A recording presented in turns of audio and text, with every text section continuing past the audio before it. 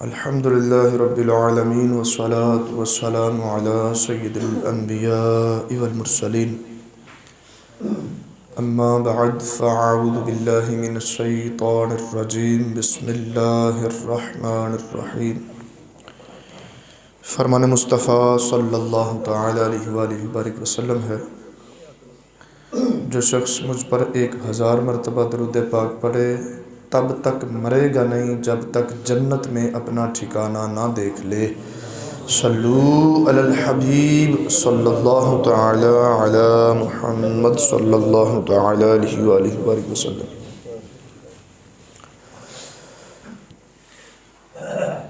جن چیزوں پر بن دیکھے ایمان لانا ضروری ہے ان میں سے ایک جنت ہے اور دوزخ ہے۔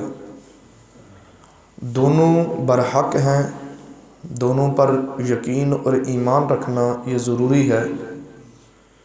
بعض جو اپنے آپ کو آزاد خیال اور جدید محقق اور معاصر کہتے ہیں، بعض اوقات ایسی خباثت کرتے ہیں۔ اب جنت کے اللہ رب العزت نے قرآن پاک میں تقریباً 8 نام ذکر فرمائے اور کثیر مرتبہ جنت کا قرآن پاک کے اندر تذکرہ فرمایا۔ نبی دو عالم شفیع معظم صلی اللہ علیہ وسلم نے احادیث کے اندر اس کا تذکرہ فرمایا۔ پھر جنت کی نعمتوں کا تذکرہ بار بار ذکر کیا گیا۔ تو بعض اوقات جو یہ مفسر بن کے یا حدیث کا شارح بن کے یہ تشریح پھیلانے کی کوشش کی جاتی ہے کہ جنت صرف ایک وہم کا نام ہے کہ بندہ اجر و ثواب کو دیکھ کے تو خوشی محسوس کرے گا، وہ خوشی محسوس کرنا اس کا یہ جنت ہے، یہ معنی بالکل غلط ہے سراسر۔ جنت ایک واقعی جگہ ہے، اللہ تبارک و تعالیٰ نے اس کو تخلیق فرمایا ہے اور اس کے مختلف درجات ہیں۔ جنت ہے کیا؟ جنت کا لغوی مطلب ہے ایسی جگہ جو درختوں سے ڈھکی ہوئی ہو، چھپی ہوئی ہو۔ تو اس میں چونکہ باغات ہیں، درختوں کی کثرت ہے اور ہر طرح کے درخت ہیں، پھلدار ہوں پھولدار ہوں، ہر طرح کے درخت اللہ تبارک و تعالی نے وہاں رکھے ہیں۔ اور جنت کی جو نعمتیں ہیں اس کی جو دنیاوی مثالیں بیان کی جاتی ہیں یہ صرف سمجھانے کے لیے کہ وہاں اس طرح کے پھل ہوں گے اور اس طرح کے ان کے ذائقے ہوں گے، اس طرح کے ان کے رنگ ہوں گے، یہ صرف سمجھانے کے لیے چند ایک چیزیں بیان کی جاتی ہیں۔ اور ورنہ اللہ رب العزت نے قرآن پاک میں ذکر کیا کہ اللہ تبارک و تعالی نے جو جنت تخلیق فرمائی ہے وہ ایسی ہے کہ نہ اس کے متعلق کسی کان نے سنا ہے نہ کسی آنکھ نے دیکھا ہے۔ وہ جنت ایسی ہے، اللہ تبارک و تعالی نے جنت تخلیق فرمائی نا تو حضرت جبریل امین علیہ السلام کو بھیجا، جبریل جاؤ میری جنت دیکھ کے آؤ۔ حضرت جبریل امین علیہ السلام جنت دیکھ کے آئے، آ کر عرض کرتے ہیں مالک جس نے تیری جنت کے متعلق سن لیا نا کہ اس میں ایسی نعمتیں ہیں، یعنی ہر طرح کی نعمت اس میں موجود ہے، کوئی ایسی چیز نہیں جس میں تھکن ہو پریشانی ہو اور وہ جنت میں ہو۔ جنت میں تھکن پریشانی تکلیف اذیت والی شے ہی کوئی نہیں۔ ان المتقین مفازا حدائق و اعنابا، وہاں باغات ہوں گے، انگور ہوں گے، مختلف طرح کی نعمتیں ہوں گی۔ اور پھر ذکر فرمایا کہ وہاں نہ کوئی دشواری ہے نہ کوئی پریشانی ہے، بالکل کسی طرح کی وہ چھوٹی سے چھوٹی تکلیف بھی آپ جسے کہیں، نیند ہے نا، نیند کو آدھی موت کہا گیا ہے، بال صاف کرنے کی مشقت کہا گیا ہے، وہاں یہ مشقتیں بھی نہیں ہوں گی۔ ناخن کاٹنے میں اب کیا مشقت ہوتی ہے، درد نہیں ہوتی، صرف وہ تھوڑا سا ٹائم لگتا ہے اتارتے ہوئے، وہاں یہ مشقت بھی نہیں ہوگی۔ یعنی بالکل معمولی سی بھی وہاں اللہ تبارک و تعالیٰ نے استنجے کی حاجت بھی نہیں رکھی، وہاں بھوک بھی نہیں ہوگی۔ انسان جو بھی کھائے گا جتنا بھی کھائے گا وہ صرف اپنی خواہش کے مطابق کھائے گا، جو دل کرے گا وہ ملے گا، جس چیز کا اس کا دل کرے گا وہی چیز بھی آئی نہیں بغیر کسی دیر کے اس کے سامنے حاضر ہو جائے گی۔ ایسی ایسی اللہ تبارک و تعالیٰ کی نعمتیں، اب اندازہ کریں اب ایسی ہوں نعمتیں ہوں۔ حضرت جبریل امین علیہ السلام نے دیکھی تو عرض کرتے ہیں مالک جو تیری جنت کے متعلق سن لے گا، اس کا تصور کرے گا تو پھر وہ جنت میں آئے بغیر رہے گا نہیں۔ اللہ تبارک و تعالیٰ نے پھر اس کے ارد گرد مشکلات رکھی۔ وہ مشکلات کیا تھی؟ وہ صبر کرنا، وہ دین پہ عمل کرنا، وہ ٹھنڈ بھی ہو تو لحاف چھوڑ کے، سچا مسلمان وہ ہے جو اللہ کے حضور حاضر ہو جائے، وہ گرمی کی تپش ہو اس کے باوجود وہ روزے رکھے، وہ اس کا لحاظ کیے بغیر اللہ رب العزت کے حضور رجوع لائے، جھکے۔ فرمایا اس کے ارد گرد ہم نے مشکلات رکھی، پھر بھیجا حضرت جبریل کو، اب دیکھ کیا ہو علیہ السلام آگے عرض کرتے ہیں مالک و مولا تیری جنت کی نعمتیں بڑی عظیم ہیں، مگر مجھے نہیں لگتا ان مشکلات کو پار کر کے کوئی جنت میں جا پائے گا۔ جنت میں 3 طرح کے لوگ ہوں گے، ایک وہ جن کو کسبی جنت ملے گی، کچھ کو وہبی جنت ملے گی اور کچھ کو عطائی جنت ملے گی۔ کسبی جنت یعنی جو اللہ تبارک و تعالیٰ کے انبیاء ہیں، اولیاء ہیں، جنہوں نے عبادت کثرت سے کی ہے، اللہ اپنی رحمت سے ہی جنت عطا فرمائے گا، مگر ان کے اعمال کا بدلہ اللہ تبارک و تعالیٰ انہیں عطا فرمائے گا کہ تم نے نیک اعمال کیے ہیں، اس کے بدلے میں تم نے جنت کمائی ہے، کسب سے ہے کہ تم نے جنت کمائی ہے۔ دوسرے وہبی ہیں کہ جو جنتیوں کے صدقے جنت میں جائیں گے، جیسے شفاعت کر کے حفاظ شفاعت کریں گے، علماء شفاعت کریں گے، چھوٹے نابالغ بچے جو انتقال کر جائیں گے وہ شفاعت کریں گے، ان کے صدقے جو جنت میں جائیں گے وہ وہبی ہیں۔ اور کچھ عطائی ہیں، اللہ تبارک و تعالیٰ محض اپنی رحمت سے انہیں جنت عطا فرمائے گا۔ وہ کوئی ادا پسند آ گئی، وہ اعمال اس طرح کے اگرچہ نہیں تھے مگر اللہ تبارک و تعالیٰ اپنی رحمت کے صدقے صرف انہیں جنت عطا فرما دے گا۔ جنت کے مختلف نام قرآن پاک کے اندر ذکر کیے، دار السلام، دار القرار، جنت الخلد، جنت المأوا، جنت الفردوس، تقریباً 8 جنتیں ہیں، اور ارشاد فرمایا جنت کے کم و بیش 100 درجات ہیں۔ ہر درجہ اتنا ہے کہ اگر حضرت آدم سے لے کے قیامت تک جتنے لوگ ہیں سارے کے سارے ایک ہی درجے میں آ جائیں تو وہ درجہ پھر بھی ان لوگوں سے زیادہ وسیع اور کشادہ ہے، یعنی سارے لوگ اس میں سما سکتے ہیں۔ اور پھر دنیا کی مثال جنت کے اندر بیان فرمائی، ارشاد فرمایا جیسے کوئی گیند رکھا ہو کسی جگہ پہ، کوئی چھوٹی سی چیز رکھی ہو تمہارے صحن میں تو وہ معمولی سی لگتی ہے، اس طرح پوری دنیا بھی اگر جنت میں ہو تو اس کی اتنی سی حیثیت ہوتی ہے۔ اندازہ کریں جب ایک ایک جنتی کو اتنی اللہ تبارک و تعالیٰ جگہ عطا فرمائے گا کہ 500 سال تک وہ گھوڑا دوڑائے تو ایک ایک درخت کا سایہ ختم نہیں ہوگا، اتنے بڑے درخت ہوں گے اور ایسی ایسی کمال خوبیاں اللہ تبارک و تعالیٰ نے، نہ وہاں بڑھاپا آئے گا جتنے ہوں گے۔ وہ نبی پاک علیہ السلام نے ایک بار ایک بوڑھی عورت سے فرمایا بھی تھا، اس نے آ کے کہا یا رسول اللہ میں جنت میں ہوں گی، میں بوڑھی ہو گئی ہوں، میں جنت میں جاؤں گی۔ نبی پاک علیہ السلام نے ارشاد فرمایا بوڑھے جنت میں نہیں ہوں گے، بوڑھیاں جنت میں۔ عرض کی تھی یا رسول اللہ صلی اللہ علیہ وسلم، پریشان ہوئی۔ نبی پاک علیہ السلام مسکرائے اور مسکرا کے ارشاد فرمایا اللہ تجھے جنت بھی عطا فرمائے گا اور جوانی بھی عطا فرمائے گا، وہاں وہ بے پناہ قوت بھی عطا کی جائے گی، وہ حوریں عطا کی جائیں گی، نعمتیں مختلف طرح کی عطا کی جائیں گی۔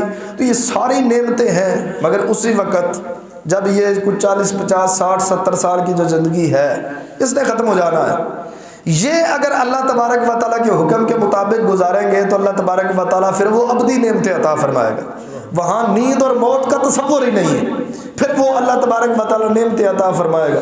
تو کوشش کرنی چاہیے عارضی پریشانی برداشت کر کے۔ آپ اندازہ کریں نا، یہاں دنیا میں رہتے ہوئے کئی طرح کے کام ہوتے ہیں۔ ہم جو کسان ہیں، گاؤں میں رہتے ہیں، کسان ہیں، تو وہ کھیتی باڑی کرتا ہے، وہ تھوڑی مشقت برداشت کرتا ہے، وہ کسی بھی طرح کے کام میں ہو، اسے پوچھو کیوں کرتا ہے، وہ کہتا ہے کہ اس کے بدلے پہ نتیجہ ہے، اس کے نتیجے پہ نظر ہے میری، کہ جب اس کا نتیجہ نکلے گا، جب اس کا رزلٹ آئے گا، جب اللہ تبارک و تعالیٰ اس کا بدلہ عطا فرمائے گا، یہ ساری تھکن دور ہو جائے گی، یہ سارا کچھ ختم ہو جائے گا۔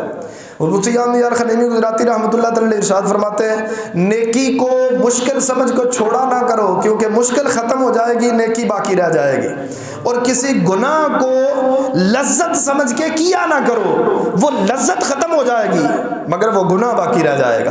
اس لیے کوشش یہ کرنی چاہیے کہ مختصر سی لذت کے لیے بندہ گناہوں میں نہ پڑے، اور تھوڑی سی معمولی مشقت کی وجہ سے بندہ نیکی کے کام کو نہ چھوڑے۔ بہرحال جنت کا مختصر سا تذکرہ کیا ہے، اللہ تبارک و تعالیٰ اس پر بھی ایمان رکھنے کی توفیق عطا فرمائے۔ متقین کے ھدی للمتقین الذین یؤمنون بالغیب، متقین کے لیے قرآن ہدایت ہے۔ اور متقی کون ہیں؟ ان کی پہلی صفت بیان فرمائی کہ جو غیب پر ایمان رکھتے ہیں۔ جنت ہم نے دیکھی نہیں، انشاءاللہ جنت دیکھیں گے بھی اور جنت میں جائیں گے بھی۔ اللہ تبارک و تعالیٰ سب کا ایمان سلامت رکھے اور نیک اعمال کی توفیق بھی عطا فرمائے۔ اگر اچھے اعمال بندہ نہ کر پائے یا خدا نخواستہ اس کا خاتمہ بالخیر نہ ہو تو اس کے لیے پھر جہنم کی وعید بھی ہے۔ عمومی طور پہ قرآن پاک میں جہاں جہاں جنت کا تذکرہ ہے وہاں اس کے بعد جہنم کا تذکرہ بھی ہے۔ جس طرح جنت بر حق ہے اسی طرح جہنم بھی بر حق ہے، دونوں کو ماننا یہ ضروری ہے۔ کوئی بندہ جنت کا انکار کرے وہ بھی کافر ہے، کوئی جہنم کا انکار کرے وہ بھی کافر ہے۔ اور پھر جنت میں جو نعمتیں جو صفات ذکر کی گئی ہیں وہ بھی برحق ہیں اور جہنم کا عذاب بھی برحق ہے، چاہے وہ آگ کا عذاب ہو، چاہے وہ گرمی کا عذاب ہو، چاہے وہ سردی کا عذاب ہو، وہ کسی قسم کا بھی ہو۔ اللہ تبارک و تعالیٰ نے جو عذاب رکھا ہے اس کو برداشت کرنے کی سکت بھی نہیں ہوتی۔ بعض اوقات جنت اور جہنم کے متعلق مختلف طرح کے مذاق بھی کیے جاتے ہیں۔ میں بارہا پہلے بھی عرض کر چکا ہوں کہ فرشتوں کے متعلق ہو، جنت دوزخ ہو، اللہ تبارک و تعالیٰ اس کے نبی رسول فرشتے ان کے متعلق کلام ہو تو اپنے آپ کو سنبھالا کریں، کیونکہ ان کے متعلق ذرا سی بات نکلنے کی دیر ہے۔ بعض اوقات کوئی جملہ سنا، کوئی دیکھا موبائل میں، کوئی پڑھا، اگر اس جملے پہ آپ راضی ہیں، ہے وہ کفریہ جملہ، اس سے بھی بندے کا ایمان خارج ہو جاتا ہے۔ تو اس لیے اس طرح کے کوئی جملے ہوں، ادھر اٹیچمنٹ ہو تو اس وقت اپنے آپ کو محتاط کریں، کیونکہ ان کے نزدیک ان کے متعلق بالکل ٹھٹا مذاق کرنے کی قطعاً اجازت نہیں ہے۔ اس لیے اپنے آپ کو سنبھال کے رکھنا، ان کے متعلق محتاط رہنا وہ ضروری ہے۔ بہرحال جہنم کے بھی جس طرح جنت کے نام ہے، جہنم کے مختلف نام اللہ تبارک و تعالیٰ نے ذکر کیے ہیں۔ سعیر ہے، سقر ہے، حریق ہے اور دیگر نام حطمہ ہے، اللہ تبارک و تعالیٰ نے ذکر کیے ہیں۔ تو یہ جہنم کی مختلف وادیاں ہیں۔ نبی پاک صلی اللہ علیہ وسلم نے ارشاد فرمایا، اگر ایک روایت میں ہے کہ آسمانوں سے ایک پتھر زمین کی طرف پھینکا جائے تو 500 سال کی مسافت ہے آسمان اور زمین کے درمیان، 500 سال کی مسافت ہے، مگر کوئی پتھر آسمانوں سے زمین پر پھینکا جائے تو وہ شام کو پھینکا جائے تو صبح تک، یا صبح کو پھینکا جائے تو شام تک زمین پہ پہنچ جاتا ہے۔ 500 سال کی مسافت وہ طے کر جاتا ہے، مگر فرمایا جہنم اتنا بڑا ہے، اس کی گہرائی اتنی ہے، اگر اس کے اوپر والے کنارے سے کوئی پتھر پھینکا جائے تو 70 سال کے بعد بھی وہ اس کے پیندے تک نہیں پہنچتا، اس کے نیچے والے حصے تک بھی نہیں پہنچتا۔ اب اندازہ کریں، بعض اوقات کچھ بیوقوف ایسے بھی ہیں، اللہ تبارک و تعالیٰ کے عذاب کو ہلکا جاننا بھی کفر ہے۔ یہ مسئلہ ہے شرعی، اللہ کے عذاب کو ہلکا جاننا بھی کفر ہے۔ اولا دیکھی جائے گی جہنم ہی ہے نا تو برداشت کر لیں گے، یہ جملہ بھی کفر ہے۔ اللہ تبارک و تعالیٰ کا عذاب قطعاً برداشت نہیں ہوگا۔ وہ فرمایا 1000 سال تک آگ کو جلایا گیا، وہ سرخ ہو گئی، پھر 1000 سال تک جلایا گیا، پھر وہ سفید ہو گئی، پھر 1000 سال تک جلایا گیا، پھر وہ سیاہ ہو گئی۔ اب جہنم کی آگ سیاہ ہے، اس سے آگ ہے، اور فرمایا سوئی کے ناکے کے برابر اگر جہنم دنیا میں کھولی جائے نا، اس کی گرمی کی تپش اور اس کی بدبو کی وجہ سے کوئی انسان باقی زندہ نہ رہے، اتنی سخت ہے وہ جہنم۔ اللہ تبارک و تعالیٰ اس سے پناہ عطا فرمائے۔ بعض اوقات ایسے بیوقوف ہیں، وہ یہ کہہ رہے ہوتے ہیں اور چلو ایک چٹکائی ہے نا، مسلمان ہیں ایک چٹکائی ہے نا، پھر اللہ تبارک و تعالیٰ جنت عطا فرما دینی۔ یاد رکھیں قرآن نے اس کو یہودیوں کا نظریہ قرار دیا ہے۔ وہ یہ کہتے تھے اپنے آپ کو کہ ہم جنتی ہیں، ہمارے حصے کے اعمال ہمارے نبی کر گئے، یا عیسائی کہتے تھے کہ ہمارے حصے کے حضرت عیسیٰ علیہ السلام معاذ اللہ سولی چڑھ گئے۔ حقیقت میں ان کو چوتھے آسمان پر اٹھایا گیا۔ مسلمانوں کا عقیدہ یہ ہے، یہ بھی یاد رکھیں۔ وہ عیسائیوں کے نزدیک ہے کہ ان کو معاذ اللہ سولی دی گئی۔ حضرت عیسیٰ علیہ السلام زندہ اور حیات ہیں، جس طرح پیدا ہوئے تھے اسی طرح زندہ ہیں، اور انہیں چوتھے آسمان پر اٹھا لیا گیا ہے۔ قرب قیامت وہ نزول فرمائیں گے، پچھلے دنوں اس کا تذکرہ گزرا ہے۔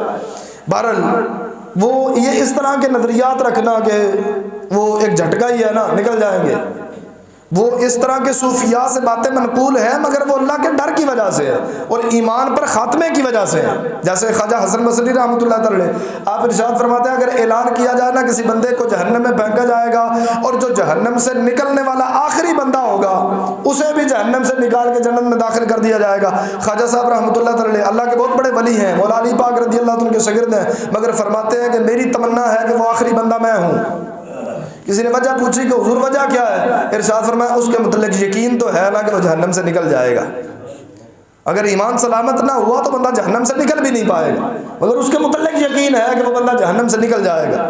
مگر جہنم کا عذاب اللہ تبارک و تعالیٰ اس سے پناہ عطا فرمائے، اللہ حساب سے بھی پناہ عطا فرمائے، جہنم سے بھی پناہ عطا فرمائے۔ یقین کریں اگر وہ ایک جھٹکا بھی ہو تو 70 سال نیچے جانے کے، 70 سال واپس آنے کے۔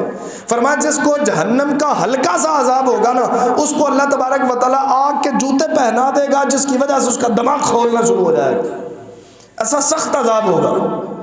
تو اس لیے کوشش یہ کرے، عبادت والے جتنے کام ہیں یہ حقیقت میں اللہ تبارک و تعالیٰ کی رضا کے لیے کرنے ہیں، مگر اللہ تبارک و تعالیٰ نے جزا اور سزا دونوں طریقے رکھے ہیں۔ اگر کوئی نیک اعمال کرے گا تو اس کا بدلہ اللہ تبارک و تعالیٰ جنت کی صورت میں عطا فرمائے گا، جس میں نعمتیں بے شمار ہیں۔